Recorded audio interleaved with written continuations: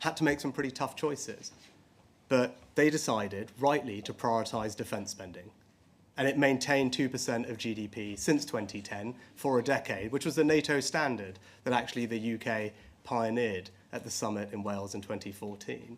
And if you look at that last 10 years, we have remained one of the few countries in NATO to meet that 2% standard. We've remained the largest defence power in Europe and the second largest in NATO behind the US. So actually I'm applauding and I'm grateful to my predecessors, including David Cameron, for making that difficult decision. I'm not sure it's a decision that the Labour Party would have made because they're not making that decision today. And that's the question going forward, is the choice in the future. You've got a party that you've always been able to trust with defence, and you can trust them and trust me when we think about the future, because sadly we are living in the most dangerous time that we've seen since the Cold War, and I believe that the next few years will be one of the most dangerous times our country has ever lived through.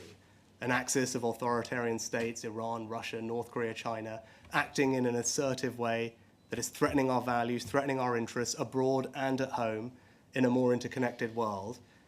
And what are we doing to meet that threat? We've made the generational decision to strengthen our national defence and increase defence spending to a new standard. And that's not just all on the come. When I made that announcement a few